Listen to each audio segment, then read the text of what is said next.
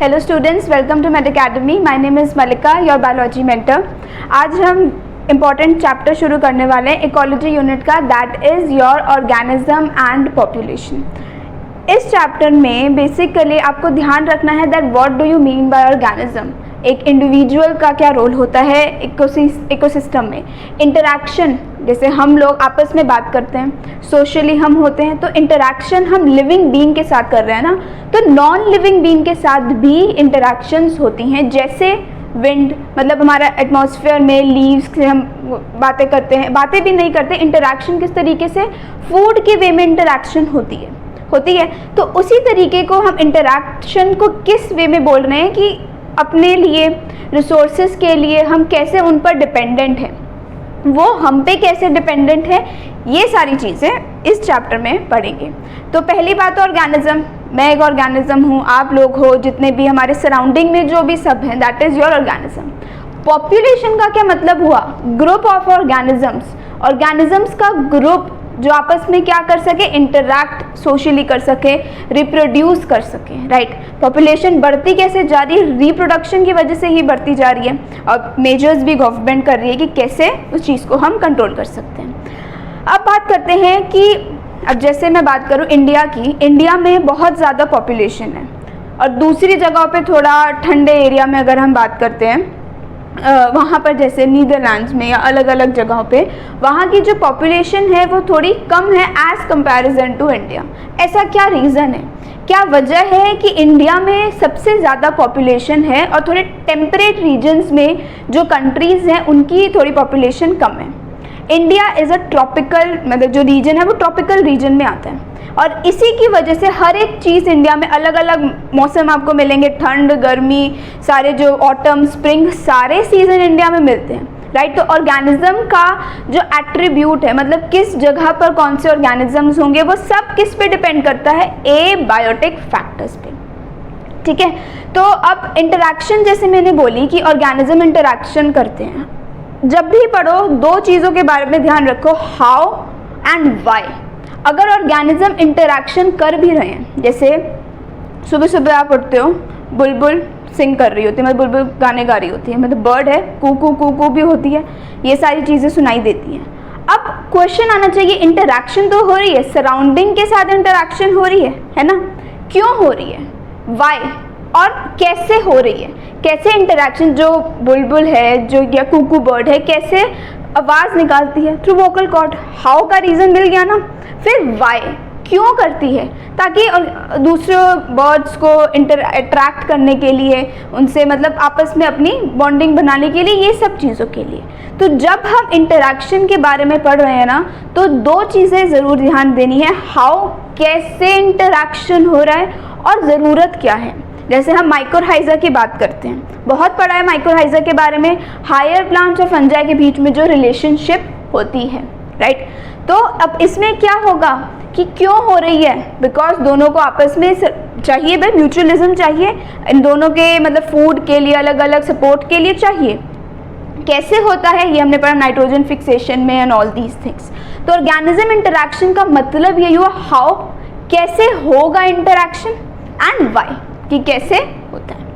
अब बात करते हैं आगे, जैसे रोटेशन, रिवॉल्यूशन पढ़ा हुआ है, बहुत अच्छे से पता है कि रोटेशन का मतलब क्या होता है, रिवॉल्यूशन का मतलब क्या होता है। अब सीज़न जो चेंज होते हैं, ठंडी, गर्मी, ये सारे सीजन्स रोटेशन की वजह से, जो अभी बारिशें चलती हैं या ठंड आती है, वो रोटेशन की वजह से अर्थ रोटेट कर रही है, रिवॉल्व कर रही है, इनकी वजह से होता है। और इन्हीं की वजह से क्या बनता है, बायोम। क्या बनता है, बायोम। बायोम क्या हुआ, बहुत लार्ज एरिया जो एक ही जैसे, जैसे डेजर्ट बायोम। मतलब क्या हुआ डेजर्ट बायोम का, डेजर्ट बायोम मतलब बहुत, जितना भी दूर तक एरिया देखो वो सारा क्या है, डेजर्टेड एरिया है। तो बायोम का मतलब क्या हुआ, बहुत लार्ज एरिया में कोई जगह को ऑक्यूपाई करना। So that is your biome. अब बायोम बने कैसे, जैसे डेजर्ट का बायोम, ओशन, बहुत लार्ज एरिया में देखा, बहुत जितनी भी देखा सारा ओशन से ही कवर्ड है। आर्टिक टुंड्रा है ना, टेम्परेट रीजन, ये सारे क्या है, बायोम्स है। फॉरेस्ट बायोम, थोड़े बहुत लार्ज एरिया को, ये नहीं कि छोटा सा पॉन्ड को हम बायोम बोलेंगे, नहीं, छोटे से पॉन्ड को वी कांट कैसे बोल सकते हैं, पॉन्ड एक बायोम थोड़ी है, लार्ज एरिया थोड़ी है, तो बहुत लार्ज एरिया को जो कवर करे उसे हम क्या बोलेंगे, बायोम, राइट। अब बायोम बना कैसे, क्वेश्चन आना चाहिए ना कि कैसे फॉर्मेशन हुई, जैसे डेजर्ट कैसे बना, फॉरेस्ट कैसे बना, ओशन कैसे बना, क्यों, क्योंकि वहाँ का जो एटमॉस्फेयर था, टेम्परेचर था, उसको सपोर्ट कर रहा था। जैसे बात करते हैं हम डेजर्ट की, सबको पता है कि डेजर्ट एरिया में वाटर की कमी होती है, तो उसकी वजह से अब वाटर की कमी है तो क्या चीज़ है, वाटर को क्या बोलेंगे, प्रेसिपिटेशन। प्रेसिपिटेशन का मतलब क्या होता है, उस केमिस्ट्री वाला प्रेसिपिटेशन नहीं कि जो नीचे लास्ट में जो बनता है वो वाला प्रेसिपिटेशन नहीं है, ये प्रेसिपिटेशन है कि कैसे वाटर हमें मिलता है, थ्रू रेनफॉल, थ्रू स्नो, किस फॉर्म में वाटर की अवेलेबिलिटी हो रही है, समझ में आ रहा है। तो रोटेशन या रिवॉल्यूशन, ये प्रेसिपिटेशन मतलब जो प्रेसिपिटेशन हो रही है ना, ये रोटेशन और रिवॉल्यूशन की वजह से ही हो रही है, और उसकी वजह से प्रेसिपिटेशन, रेनफॉल का कितना अमाउंट जा रहा है। जैसे कि मैं बात करूं ट्रॉपिकल एरियाज़ की, ट्रॉपिकल एरियाज़ में रेनफॉल क्या है, ज़्यादा होती है, प्रेसिपिटेशन क्या होगी, ज़्यादा होगी। बेसिकली इसको अगर हम ट्रॉपिकल एरियाज़ में बात करें तो ये रेनफॉल ही मानी जाती है, पानी कैसे मिलता है हमें। और अगर मैं थोड़ा टेम्परेट एरियाज़ में चली जाऊँ, टेम्परेट एरियाज़ में मुझे क्या मिलेगा, precipitation in the form of snow, right, ठीक है। तो अब बात करते हैं, अगर रेनफॉल एक एरिया में ज़्यादा हो रही है, जैसे ट्रॉपिकल रेन फॉरेस्ट पढ़ा हुआ है, ज्योग्राफी में बहुत अच्छे से पढ़ा है, तो ट्रॉपिकल रेन फॉरेस्ट में रेनफॉल का जो अमाउंट है, जो प्रेसिपिटेशन है वो ज़्यादा है, तो उस वजह से रेनफॉल अगर ज़्यादा है तो कौन सा बायोम बनेगा, फॉरेस्ट बायोम, है ना, जो काफ़ी लार्ज एरिया को कवर करता हो। और अगर रेनफॉल कम है, अगर बारिश कम हो रही है एक जगह पे, तो क्या बनेगा, कहाँ पे बारिश कम होती है, डेजर्ट में, तो कौन सा बायोम हो गया वो, डेजर्ट बायोम, राइट। अब और बहुत सारे, ये तो मैंने बस एग्जांपल के फॉर्म में दिया, बहुत सारे और बायोम्स होते हैं, desert biome, forest biome, arctic tundra region, और ओशन का डीप ओशन, थर्मल स्प्रिंग, बहुत सारे ऐसे बायोम्स होते हैं, ठीक है। फिर हम बात करते हैं कि अब ये जो बायोम्स हैं, अब जैसे डेजर्ट एरिया में लाइफ तो होती है ना, वहाँ पे ऑर्गेनिजम्स तो रहते ही हैं, ऐसा तो नहीं है कि वो बंजर है, वहाँ पे कोई रहेगा नहीं, हाँ भले ही कम रहते हो, टेम्परेट रीजन्स में भले ही ऑर्गेनिजम्स कम रहते हों, लेकिन रहेंगे तो सही, ट्रॉपिकल रीजन में ज़्यादा रहते हैं, टेम्परेट रीजन में कम रहते हैं, बट रहते तो हैं। तो लाइफ भी क्या है इन सारे बायोम्स में, हार्श क्लाइमेट में भी, डीप ओशन में, थर्मल स्प्रिंग्स में, जितना भी मतलब इवन ना इंटेस्टाइन में, स्मॉल इंटेस्टाइन में भी ऑर्गेनिजम्स हैं, कुछ बैक्टीरियाज हैं जो क्या कर रहे हैं, जो डाइजेशन हो रही है, फूड जो बन रहा है उसमें हेल्प करते हैं। तो लाइफ भी पॉसिबल होती है, जैसा भी इन्वायरमेंट होता है उसी पर लाइफ भी बेस्ड होती है। कुछ ऑर्गेनिजम्स ऐसे होते हैं जो अपने आप को ना इवॉल्व कर लेते हैं कि इस और यहाँ पर इस एरिया में रहना है। जैसे डेजर्ट की, सिंपल डेजर्ट की मैं बात करूँ, कैमल होता है वहाँ पर, और छोटे छोटे कुछ स्नेक वगैरह ये सब मिलता है ना। तो अब इस रीजन में क्या हो रहा है, ऑर्गेनिजम्स ने उस लाइफ को, उस हैबिट को अडेप्ट कर लिया है और वहाँ पर वो रहने लग गए हैं। तो ये पूरा चैप्टर इसी पे बेस्ड है, adaptation and all these things जो हम अभी पढ़ेंगे। तो बेसिकली ये याद रखना है, जो लाइफ है वो पॉसिबल होती है, ऑर्गेनिजम्स जो है वो हार्श क्लाइमेट में रह सकते हैं, राइट। जैसे कि डेजर्ट एरियाज़ में, डीप ओशंस में, वहाँ पर भी तो होते हैं ना, मूवीज़ में भी देखा होगा कि एकदम यहाँ पर एक दुनिया है, डीप ओशंस में भी एक अलग दुनिया है, वहाँ पर भी अलग पूरे एक्वेटिक एनिमल्स हैं। एनिमल किंगडम में कितना सारा पड़ा है, सारे एक्वेटिक ही तो हैं, तो वहाँ पर भी लाइफ है ना। डीप ओशन, भले ही सनलाइट नहीं है वहाँ पर, यूवी रेस के थ्रू लाइट मिलती है, भले ही वहाँ सनलाइट नहीं है, बट स्टिल वहाँ पर लाइफ पॉसिबल होती है। और जैसे डीप ओशन, थर्मल स्प्रिंग है ना, यहाँ पर भी लाइफ पॉसिबल हो पाती है। तो life is possible in all these, मतलब इन्वायरमेंट में, हैबिटेट में पॉसिबल होती है, राइट। अब हम बात करते हैं कि जैसे मैंने स्टार्टिंग में बोला दैट इंटरैक्शन बहुत ज़्यादा ज़रूरी है। भली बात, कुछ होते हैं जो प्लांट लवर्स होते हैं वो पत्तों से भी बात करते हैं, बट उस टाइप के इंटरैक्शन की बात नहीं कर रही मैं बात कर रही हूँ कि कैसे हम रह पाते हैं। जैसे ठंड का वेदर है, गर्मी का वेदर होता है और बहुत सारी चीज़ें होती है, वाटर हमें चाहिए, सनलाइट चाहिए, तो हम एबायोटिक फैक्टर्स पर भी डिपेंडेंट हैं कि नहीं है ना। सनलाइट, धूप, जब ठंड हो जाती है तो हम धूप में बैठ जाते हैं थोड़ी सी हीट के लिए, है ना। और अगर गर्मी हो जाती है तो हम एसीज़ में चले जाते हैं। अगर जिनके पास नहीं है तो वो शेड में, ट्री की जो शेड है वहाँ चले जाते हैं। तो हम बेसिकली वाटर पर हम डिपेंडेंट हैं। वाटर नहीं होगा तो कैसे हम सर्वाइव करेंगे, राइट। मिट्टी पर, क्रॉप्स कहाँ ग्रो करती हैं, मिट्टी पर। तो ये सारे क्या हैं, ये सब क्या है, ये एबायोटिक फैक्टर्स हैं कि नहीं है। डिफरेंस तो पता है ना, बायोटिक फैक्टर्स और एबायोटिक फैक्टर्स के बीच में क्या डिफरेंस होता है। बायोटिक का मतलब क्या हुआ, all the living organisms, right. और एबायोटिक का मतलब क्या हुआ, जैसे सॉइल, वाटर, टेम्परेचर, सनलाइट, ये सारी चीज़ें क्या हुई, एबायोटिक फैक्टर्स में आती हैं। अब एबायोटिक फैक्टर्स ऐसे फैक्टर्स जो लाइफ, मतलब ऑर्गेनिजम्स कैसे वहाँ पर सर्वाइव करते हैं। तो कुछ एबायोटिक फैक्टर्स जैसे हुए टेम्परेचर की मैं बात करूँ, कुछ एबायोटिक फैक्टर्स हैं। The first one is your temperature.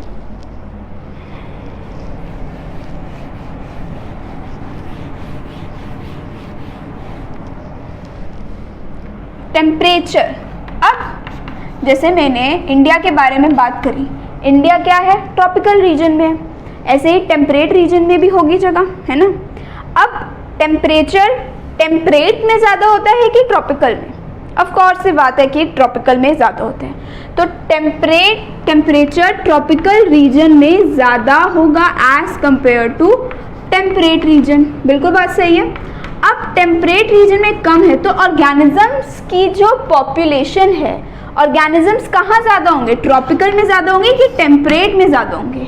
India में जैसे ट्रॉपिकल रेन फॉरेस्ट है, ट्रॉपिकल मतलब ट्रॉपिकल रीजन में प्रेजेंट है, वहाँ पे ज़्यादा ऑफकोर्स ही बात है एनिमल्स होंगे, वहाँ पे ज़्यादा अडेप्टेशन होगी। बहुत, इतने तो हमें पता भी नहीं है कितने ऑर्गेनिजम्स हैं, नाम तक साइंटिस्ट को अभी तक पता नहीं है, राइट। तो ट्रॉपिकल रीजन में क्या होगा, मतलब जो ऑर्गेनिजम्स होंगे वो ज़्यादा होंगे। तो टेम्परेचर के बेसिस पर भी ऑर्गेनिजम्स का डिवीजन हो रखा है, राइट। टेम्परेचर अगर ज़्यादा है, फेवरेबल है, ह्यूमिड क्लाइमेट ज़्यादा है तो ऑर्गेनिजम्स वहाँ पर ज़्यादा होंगे, ऑर्गेनिजम्स की पॉपुलेशन वहाँ ज़्यादा होगी। और टेम्परेट रीजन में ऑफ कोर्स ये बात है कम होगा। तो टेम्परेट से ट्रॉपिकल रीजन में जाएंगे तो हमें ऑर्गेनिजम्स ज़्यादा मिलेंगे। जैसे पोलर बेयर, पोलर रीजन्स में मिलता है, वहाँ पर और कहीं मिलता है, और बहुत कम होते हैं जो ठंडे एरियाज़ में होते हैं, राइट। तो ये सारी चीज़ें हो गई। अब नेक्स्ट जैसे हम बात करें कि जो ऑर्गेनिजम्स, जैसे मैं बात करूँ अगर मैंगो ट्री की, राइट, मैं बात करती हूँ मैंगो ट्री की। अब मैंगो ट्री ट्रॉपिकल रीजन में ग्रो करता है, कहाँ ग्रो करता है, ट्रॉपिकल रीजन में ग्रो करता है। तो क्या वो टेम्परेट रीजन में ग्रो कर पाएगा, नहीं कर पाएगा ना। तो टेम्परेट रीजन में जैसे कनाडा, जर्मनी, यहाँ पर ग्रो नहीं कर सकता मैंगो ट्री। क्यों, क्योंकि अडेप्टेशन ही उस तरीके की है ना। अडेप्ट ही मैंगो ट्री ने ट्रॉपिकल रीजन जैसा किया है, तो कैसे कर पाएगा, राइट। तो कनाडा और जर्मनी में नहीं ग्रो कर सकते। और दूसरा मैं बात कर लूँ स्नो लेपर्ड की। स्नो लेपर्ड का एनवायरनमेंट थोड़ा सा ना टेम्परेट रीजन का होता है, उसे पसंद है कि वो टेम्परेट रीजन में रहे। तो स्नो लेपर्ड जो है वो केरला साइड, केरला में नहीं ग्रो कर सकता क्योंकि थोड़ा वार्म ह्यूमिड क्लाइमेट होता है ना केरला का, तो यहाँ पर ग्रो नहीं कर सकता। ऐसे ही, ये तो मैंने कुछ एग्जांपल्स दिए जो आपकी एनसीईआरटी बुक्स में भी प्रेजेंट है, तो इन्हीं को याद रखना है। ऐसे ही और भी बहुत सारे ऑर्गेनिजम्स हैं जो एक रीजन में जब रह रहे हैं, प्लांट हो या एनिमल हो, कुछ भी हो, अगर वो एक जगह पर प्रेजेंट हैं तो वो दूसरी जगह पर नहीं सर्वाइव कर सकते। अगर करना भी है ना उन लोगों को तो अडेप्टेशन टाइम लगेगा, एकदम नहीं कि आज ट्रॉपिकल में तो कल टेम्परेट में फटाफट उसी तरीके से अपना वो रिप्रोडक्शन का जो प्रोसेस है वो करेंगे। No, that is not correct, right. ये हुआ टेम्परेचर के बारे में, पहला एबायोटिक फैक्टर। अब दूसरा है बहुत ही important abiotic factor, that is what, इसके बिना हम सर्वाइव नहीं कर सकते, दैट इज वाटर। तो water is your major abiotic factor जो मतलब ऑर्गेनिजम्स का डिस्ट्रीब्यूशन करवाता है। जहाँ पर पानी ज़्यादा होगा, लाइक ट्रॉपिकल रीजन में रेनफॉल का कंटेंट ज़्यादा होता है, तो वहाँ पर ऑर्गेनिजम्स ज़्यादा होंगे, ह्यूमिड एनवायरनमेंट ज़्यादा होगा कि नहीं होगा। और जहाँ पर वाटर का कंटेंट कम है तो वहाँ पर एनवायरनमेंट, जो ऑर्गेनिजम्स हैं, जो पॉपुलेशन है वहाँ की, वो क्या होगी, ऑफ कोर्स सी बात है, कम ही होगी, जैसे कि डेजर्ट एरिया। अभी मैंने यही डिस्कस किया था, है ना। और फिर ऑर्गेनिजम्स भी अपने हिसाब से अडेप्ट करते हैं उस पर्टिकुलर एनवायरनमेंट में। ये तो बात थी टेरेस्ट्रियल की, कि अगर जहाँ पे पानी ज़्यादा है या कम है। एक्वेटिक में क्या होता है, एक्वेटिक ऑर्गेनिजम्स कैसे पानी, वो तो पानी ही पानी में सराउंडेड है ना, तो वो उनमें कैसे डिफरेंस होता है। एक्वेटिक एनिमल्स में सैलिनिटी के बेसिस पर, सैलिनिटी मतलब कितना ज़्यादा सैलाइन कंडीशन है उसके बेसिस पर, पढ़ा है ना, fresh water organisms and marine water organisms. Marine का मतलब क्या हो जाए, सैलिनिटी ज़्यादा है, सॉल्ट का कंसंट्रेशन ज़्यादा है। सैलिनिटी का मतलब क्या हुआ, सॉल्ट का कंसंट्रेशन जहाँ पर ज़्यादा होगा। अब फ्रेश वाटर ऑर्गेनिजम्स हैं वो मरीन में नहीं सर्वाइव कर सकते। क्यों नहीं कर सकते, क्योंकि उनका जो टेम्परेचर है ना, उनका जो ऑस्मोटिक बैलेंस है, ऑस्मोटिक पोटेंशियल है, वो फ्रेश वाटर के अकॉर्डिंग ही है। तो अगर हम क्या करें, अगर मेरा मन किया तो मैं फ्रेश वाटर से ऑर्गेनिज्म को मरीन में डाल दूंगी, सो विल ही सर्वाइव, क्या वो सर्वाइव कर पाएगा। अगर मैं उसको फ्रेश वाटर से उठा के मरीन में डाल दूंगी तो क्या होगा, डाई। ऑफ कोर्स सी बात है, क्योंकि बॉडी का जो मेंटेनेंस है, बॉडी की जो ऑस्मोटिक पोटेंशियल है, वो सारी किस पर डिपेंडेंट है, फ्रेश वाटर पर। तो the organisms will not survive in the marine water, अगर मैंने ज़रा सा भी छेड़छाड़ कर दी तो, राइट। अब सॉल्ट कंसंट्रेशन की जैसे मैंने बात करी, अलग अलग जगहों पे ना, जैसे इनलैंड वाटर में सॉल्ट का कंसंट्रेशन होता है 5%। याद रखनी है ये कंसंट्रेशन, सॉल्ट का कंसंट्रेशन कितना है, 5%, ठीक है। फिर अगर मैं बात करूँ थोड़ा सा सॉल्ट मतलब ओशन की साइड पर, ओशन के लेवल पर अगर मैं बात करूँ, सीज में मैं बात करूँ, थोड़ा सा कंसंट्रेशन सॉल्ट का ज़्यादा होगा, इनलैंड के अकॉर्डिंगली थोड़ा सा ज़्यादा होगा ना। तो अगर मैं सी की बात करूं तो कितना सॉल्ट का कंसंट्रेशन होता है, अप्रॉक्स 30 to 35%, ठीक है, राइट। और हाइपर सलाइन एरियाज में सॉल्ट का कंसंट्रेशन मोर देन 100% होता है। मतलब कौन सी बात है, हाइपर सलाइन मतलब ज़्यादा सैलिनिटी होगी। एक और चीज़ यहाँ पर थी, टेम्परेचर में जो organisms wide range of temperature में सर्वाइव कर पाते हैं। वाइड रेंज का मतलब ध्यान रखना है, वाइड मतलब हायर टेम्परेचर पर जो ऑर्गेनिजम्स सर्वाइव कर पाते हैं उन ऑर्गेनिजम्स को बोलते हैं eurythermal.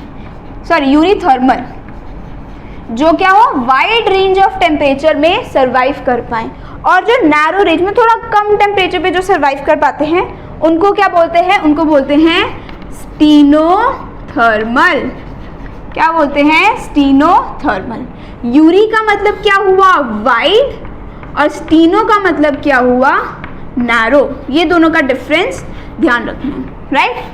Eurythermal and stenothermal. Yuri wide temperature में जो ऑर्गेनिज्म सर्वाइव कर पाए, ज़्यादा टेम्परेचर में जो ऑर्गेनिज्म सर्वाइव कर पाए, that we call it as eurythermal. और स्टीनो का मतलब क्या हुआ, जो कम टेम्परेचर पर सर्वाइव कर पाए। ऐसे ही वाटर में भी है, जो ज़्यादा हाई कंसंट्रेशन की सॉल्ट पे, ऐसा तो नहीं है ना कि कम कंसंट्रेशन होगा वहीं ऑर्गेनिजम्स रहेंगे, नो।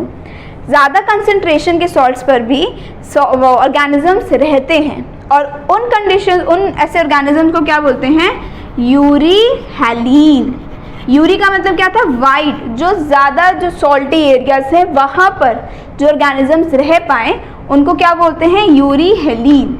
हेलीन मतलब सैलिनिटी का ही। और फिर जो नैरो रेंज पर रहे उनको हम क्या बोलते हैं, स्टीनोहेलीन। स्टीनो मीन्स नैरो और यूरी मीन्स वाइड, ठीक है। ये तो दो फैक्टर हो गए, 4 फैक्टर हैं टोटल। 4 फैक्टर हैं, टेम्परेचर, वाटर, अब हम बात करेंगे सनलाइट की, ठीक है।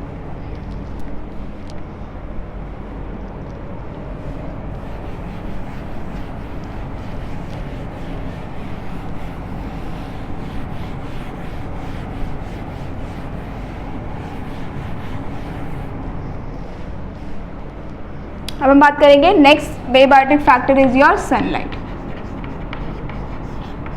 भाई ये तो सबको ही पता है दैट अगर अच्छा टेम्परेचर होगा, अच्छी सनलाइट होगी तो ऑर्गेनिज्म उसी वे में सर्वाइव कर पाएंगे, नहीं होगा तो नहीं कर पाएंगे, है ना, सिंपल सी बात है।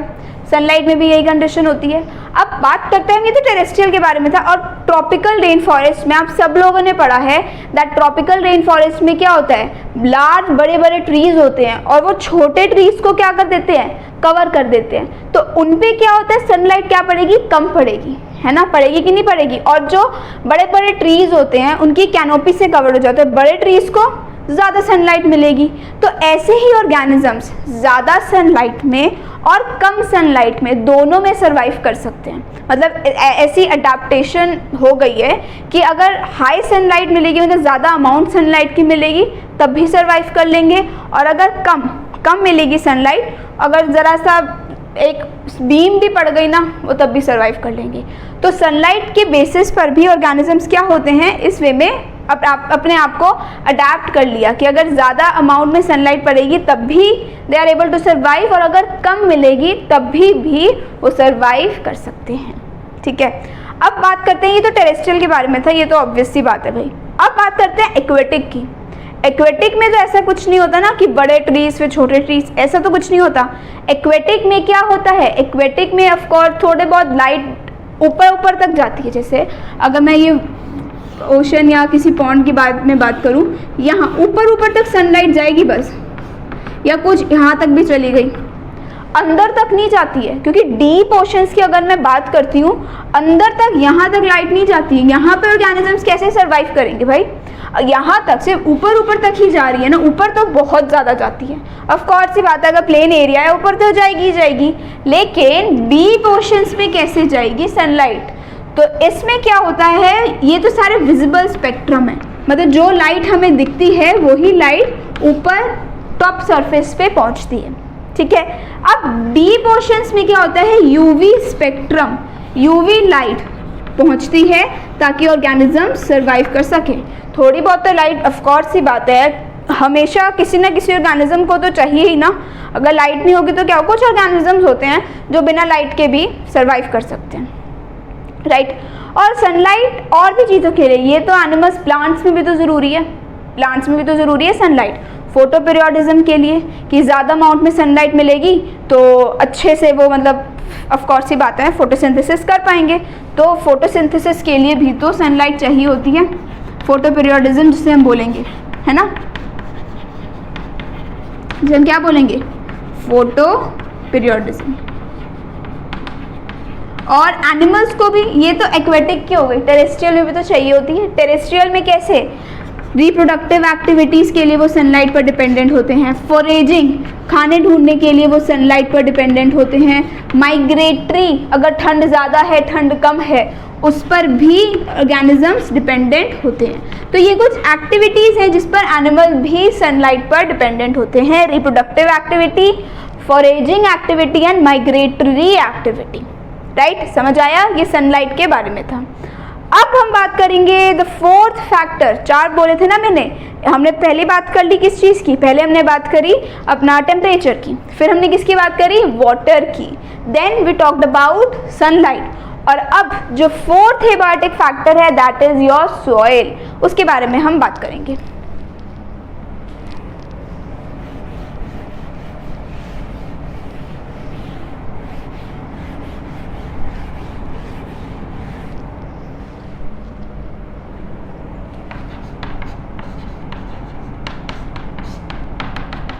That is your soil.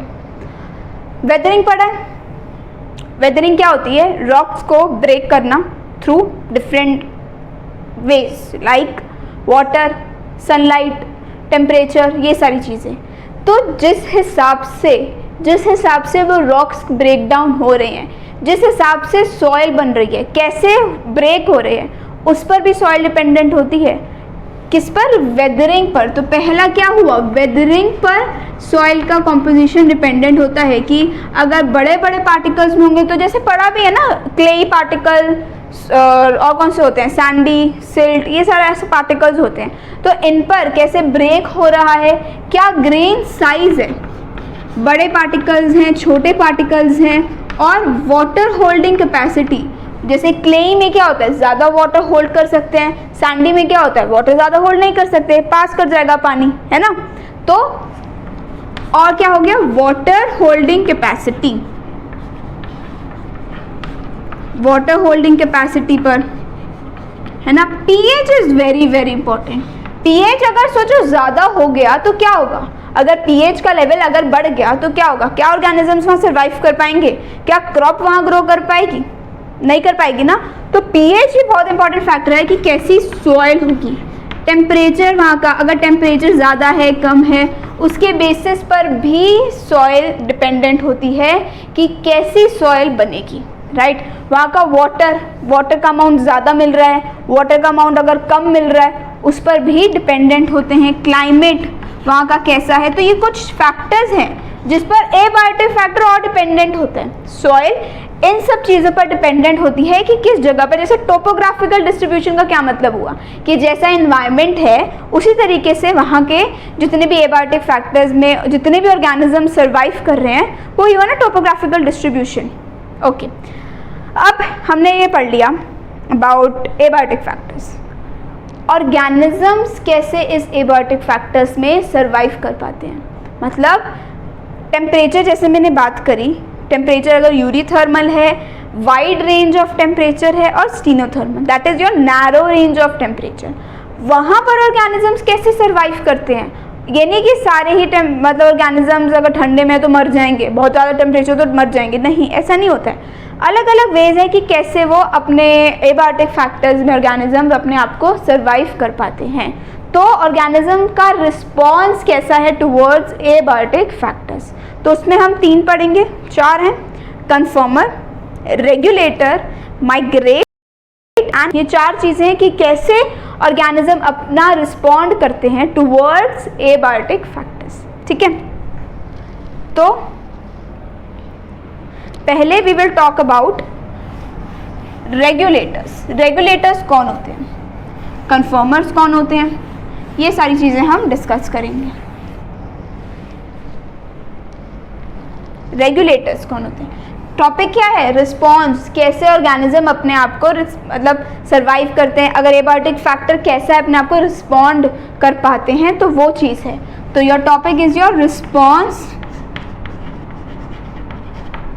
To abiotic factors.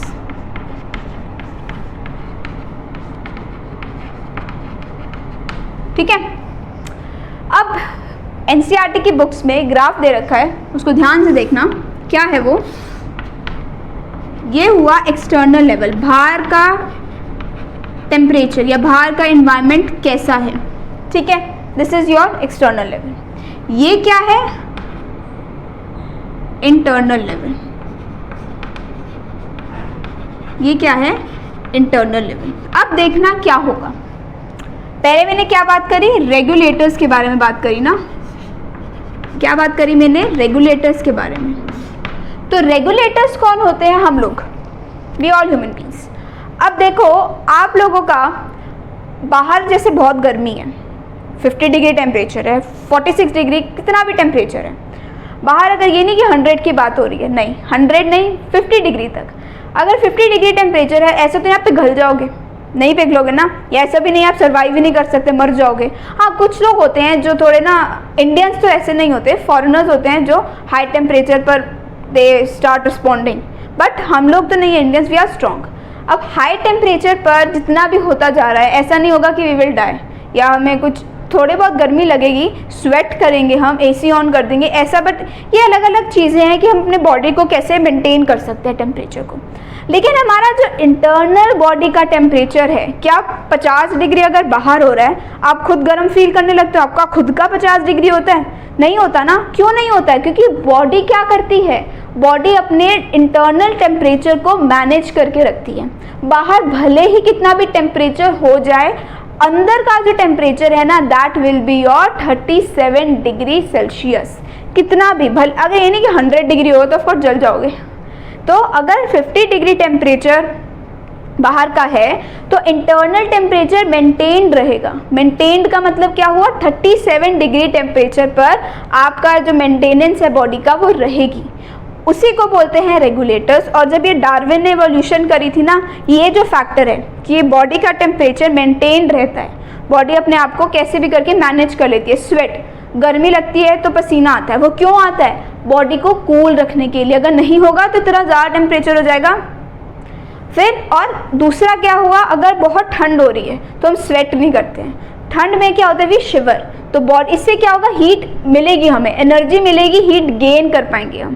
तो ये सारे अलग अलग फैक्टर्स हैं जिसके वजह से ऑर्गेनिजम्स क्या होते हैं, अपने आप को मेंटेन कर सकते हैं अकॉर्डिंग टू एनवायरनमेंट। एक तो हम मैमल्स होते हैं, दूसरा जिसे हम वो भी बोलते हैं ना होम्योथर्मिक, बोलते हैं ना होम्योथर्मिक। वो मतलब क्या हुआ, they are able to maintain their internal atmosphere. बाहर का अगर कैसा भी टेम्परेचर हुआ, we are able to manage it. और वो किस में होता है, in your birds and mammals. Mammals तो हम ही हुए, है ना, एनिमल्स भी होते हैं और मैमल्स, ठीक है। बर्ड्स और मैमल्स में इंटरनल टेम्परेचर मेंटेन रहता है। और अगर मैं ग्राफ में अगर बनाती हूँ, अगर मैं ग्राफ बनाऊँ तो कैसा बनेगा ग्राफ, इस तरीके का।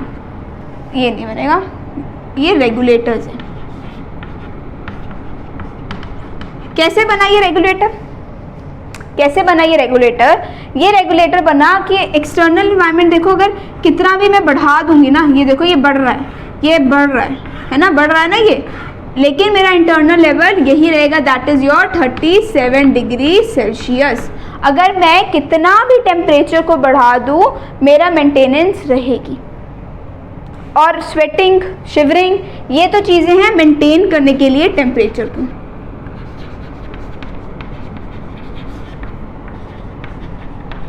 है ना। स्वेटिंग, शिवरिंग, ये सारे अपने इंटरनल एनवायरनमेंट को मेंटेन करने के लिए होता है, ठीक है। ये हो गया रेगुलेटर्स के बारे में। एग्जाम्पल्स याद रखने ज़रूरी हैं, that is your birds and mammals. अब बात करते हैं next, that is your कन्फर्मर। That is your कन्फर्मर। कन्फर्मर कौन होते हैं, सेकेंड हम बात करेंगे। इसे हम पोकिकोथर्मिक भी बोलते हैं। क्या बोलते हैं इसको, क्या बोलते थे हम, रेगुलेटर्स को क्या बोल रहे थे, होम्योथर्मिक, है ना। रेगुलेटर्स को क्या बोल रहे थे, होम्योथर्मिक। इसे क्या बोलेंगे, कन्फर्मर्स को पोकिकोथर्मिक। क्या बोलेंगे, पोकिकोथर्मिक। अब क्या होगा, इनमें 99%, और ये एवोल्यूशन में इतना ज़्यादा पार्ट प्ले नहीं करते। डार्विन ने क्या बोला था, डार्विन ने यही बोला था कि फिट, जो सर्वाइवल ऑफ फिटेस्ट एवोल्यूशन ने भी पढ़ा है, दैट वो ऑर्गेनिज्म सर्वाइव कर सकते हैं, वो ऑर्गेनिज्म फिट कहलाए जाएंगे जो अपना बॉडी का इंटरनल टेम्परेचर क्या कर सकेंगे, मेंटेन कर सकेंगे। तो उन्हें क्या बोला गया, रेगुलेटर्स बोला गया, राइट। अब बात करते हैं कन्फर्मर्स की। कन्फर्मर्स कौन हुए, कन्फर्मर्स वो हुए 99% जितने भी ऑर्गेनिजम्स हैं वो सारे कन्फर्मर्स हैं। 99% ऑर्गेनिजम्स जो हैं they all are your conformers, right. Conformers अपने आप को टेम्परेचर मेंटेन नहीं कर सकते भाई। अगर बाहर का 50 डिग्री है तो उनके अंदर का भी 50 हो जाएगा, बाहर का अगर 2 है उसके अंदर का भी टेम्परेचर उतना ही हो जाएगा। तो जैसा इन्वायरमेंट का टेम्परेचर है ना, उनका इंटरनल इन्वायरमेंट भी वैसा ही हो जाएगा। समझ आई। तो ये क्या हुए, कन्फर्मर्स। और अगर मैं ग्राफ में शो करूँ, ग्राफ में कैसे होगा, ये तो रेगुलेटर्स थे, है ना। अगर मैं ग्राफ में दिखाऊँ कन्फर्मर्स को तो किस फॉर्म में ग्राफ शो होगा, ये होगा इस तरीके से।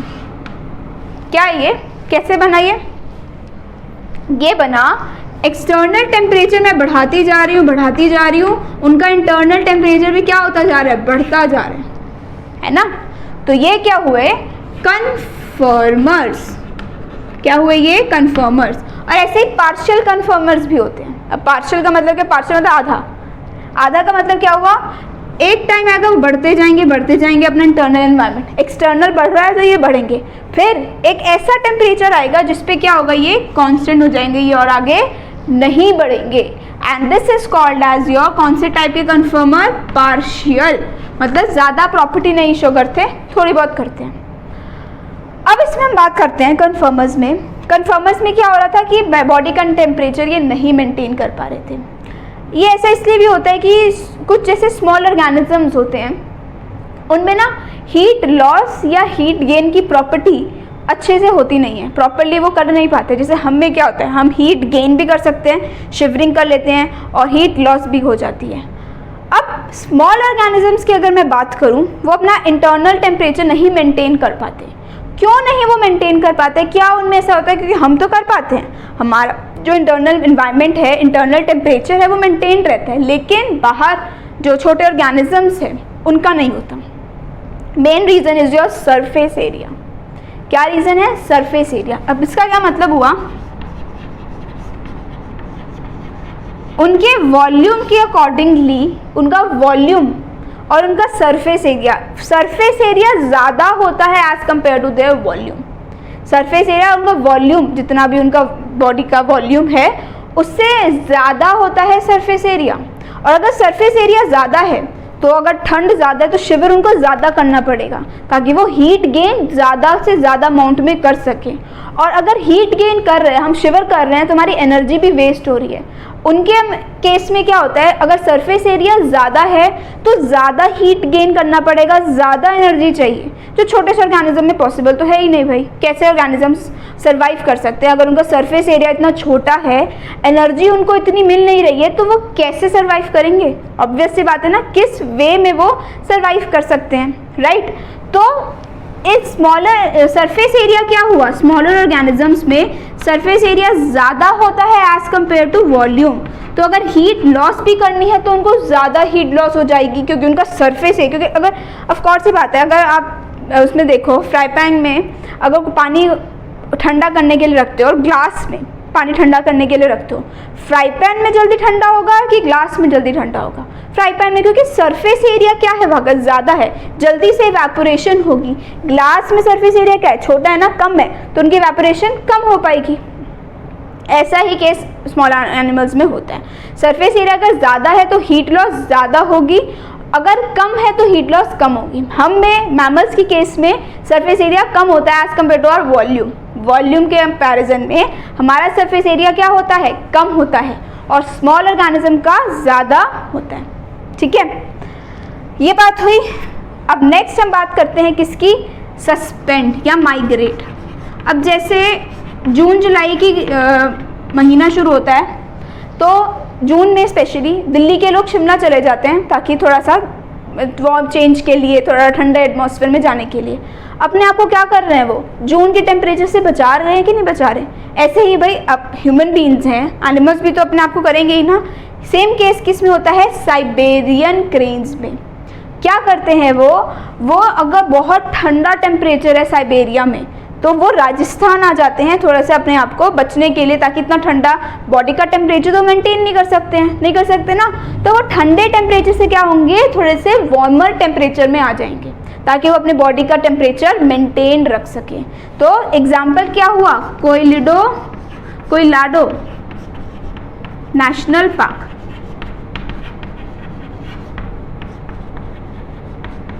तो ये क्या होंगे, राजस्थान में है, जो साइबेरियन क्रेन्स का वेलकम करता है कि आओ और अपने आप को थोड़ा टाइम के लिए अपने मतलब इन्वायरमेंट में रहो ताकि आपका मेंटेनेंस रहे बॉडी की, राइट। कुछ होते हैं सस्पेंड, पड़ा हुआ है ये फंजाई में। जनरली केस में क्या होगा, अगर अनफेवरेबल कंडीशन है तो जो सीड्स बनेंगे वो किस में कन्वर्ट हो जाएंगे, इनटू स्पोर्स में थिक वॉल बन जाएगी। अगर वो जर्मिनेट नहीं करेंगे एकदम से तो थिक वॉल में कन्वर्ट हो जाएंगे और वो क्या बन जाएगा, स्पोर्स। जब फेवरेबल कंडीशंस होंगे, फेवरेबल मतलब जब नॉर्मल सनलाइट, टेम्परेचर, वाटर, ये जब सब मिलेगा तो they are gonna survive, right. वो अपना बर्स्ट हो जाएंगे और जर्मिनेट करेंगे। अगर नहीं हो रहा, अगर टेम्परेचर सही नहीं है तो क्या हो जाएगा, दे विल फॉर्म स्पोर्स। इसी चीज़ को हम क्या बोलते हैं, सस्पेंड। क्या बोलते हैं, सस्पेंड। ठीक है, यहाँ तक समझ आया। अब हम बात करेंगे अडेप्टेशन की। हम जैसे लोग हैं, अगर नॉर्थ में रहते हैं, दिल्ली एरिया में या कहीं पर भी, हमारे लिए थोड़ा मुश्किल होता है थोड़ा हिल स्टेशंस पे रहना। स्टार्टिंग में तो अच्छा लगेगा, 10 दिन अच्छा लगेगा, बट वहाँ पे थोड़ी सी दिक्कत हो जाएगी। या काफ़ी हम हिली एरियाज़ में जाते हैं, कुछ पहाड़ों पे ट्रैक वगैरह करते हैं तो भी दिक्कत होती है हमें। और वहाँ के जो लोकल्स होते हैं वो नॉर्मली कर पाते हैं, अपना काम कर पाते हैं, उनमें सांस नहीं फूलती। बट हम लोग अगर जाएंगे ट्रैक करने तो हमारी सांस फूलेगी। यही चीज़ होती है अडेप्टेशन। वहाँ के लोग इजीली एटमॉस्फेयर में सर्वाइव कर पा रहे हैं। क्यों? क्योंकि उन्होंने अपने आप को अडेप्ट इस तरीके से कर लिया, उनका बॉडी का टेम्परेचर इस तरीके का हो गया कि वो वहाँ पर आराम से रह सकते हैं। हाँ, अगर हम भी रहें 1 या 2 महीने तक, अगर हम वहाँ रहें, हमारा भी वैसे ही एटमॉस्फेयर, हमारा टेम्परेचर वैसा ही, हमारी बॉडी का जो भी चेंजेस हैं बॉडी के अंदर वो भी वैसे ही हो जाएंगे, राइट। तो इसी चीज़ को हम क्या बोलते हैं? अडेप्टेशन। अडेप्टेशन की अगर मैं फुल फॉर्म या डेफिनेशन की बात करूं तो क्या मतलब हुआ अडेप्टेशन का?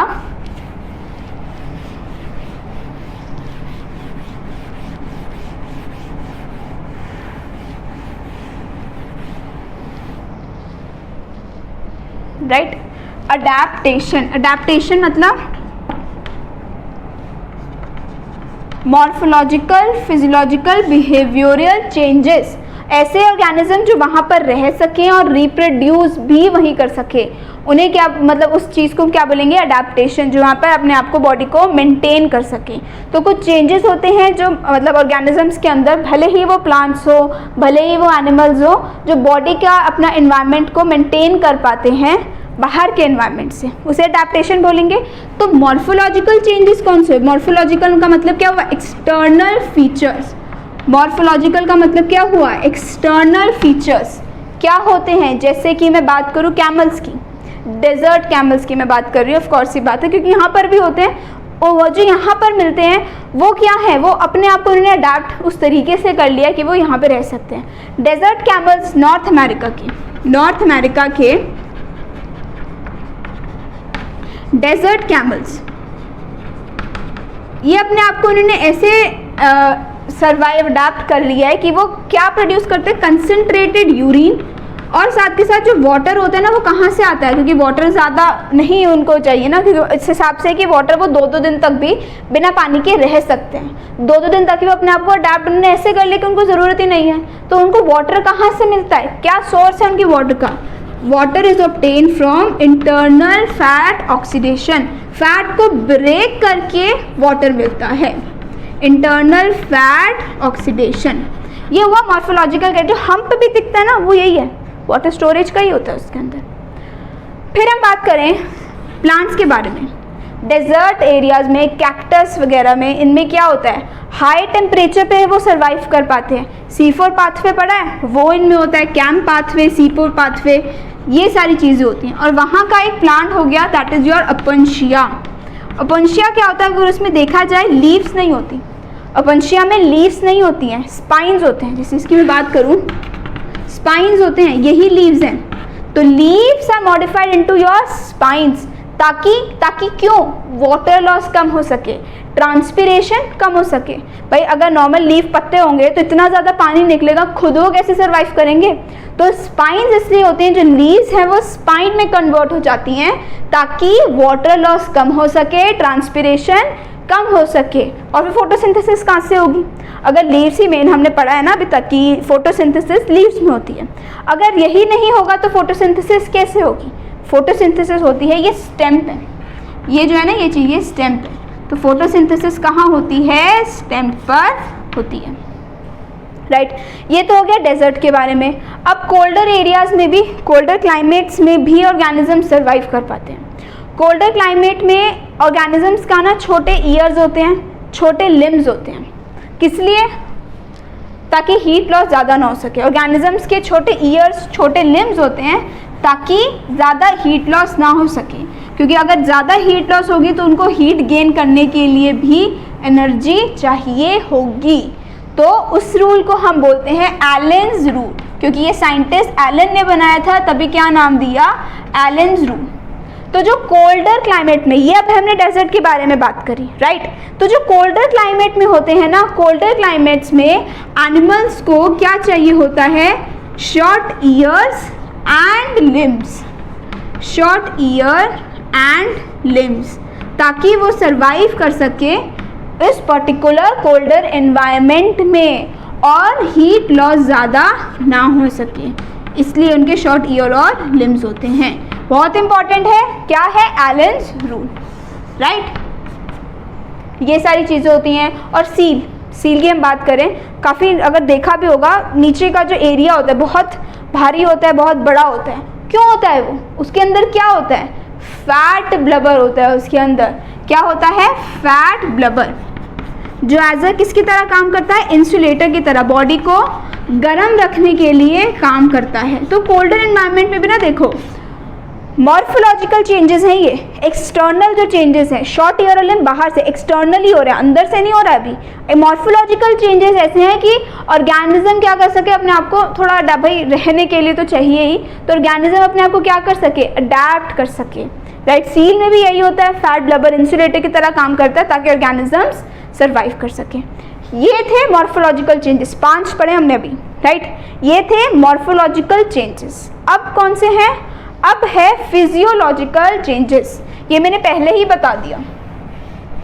फिजियोलॉजिकल चेंजेस मतलब अगर हम ट्रैक पे जाते हैं, कोई बड़ी पहाड़ी पे करने ट्रैक जाते हैं, तो सांस फूलता है ना, सांस नहीं आती और हार्ट बीट बढ़ जाती है। क्यों होता है ये सारा? ऑक्सीजन नहीं मिल रहा ना बॉडी को, क्योंकि जितना हम ऊपर जाते जाएंगे ऑक्सीजन भी तो कम होगा। अब ऑक्सीजन नहीं मिल रहा बॉडी को, तो क्या उसकी वजह से होगा? ऑक्सीजन नहीं मिलेगा तो आरबीसीज का जो रेट है, आरबीसीज ज़्यादा से ज़्यादा सिक्रीट हो पाएंगे। और अगर आरबीसी ज़्यादा, हीमोग्लोबिन अगर ज़्यादा सिक्रीट हो रहा है, ज़्यादा बन रहा है, तो ऑक्सीजन भी क्या होगा? ज़्यादा ट्रांसपोर्ट हो पाएगा। तो ये कौन सा चेंज था? That was your physiological change, body के इंटरनल एनवायरनमेंट में चेंज आना। तो ये क्या था? Physiological change. आरबीसीज का प्रोडक्शन ज़्यादा होगा, ऑक्सीजन फिर ज़्यादा से ज़्यादा अमाउंट में मिल पाएगा। That was your morphological changes. और ये क्या था? Physiological change. Next is your behavioural change. अब ये हो गया डेजर्ट लिजर्ड में।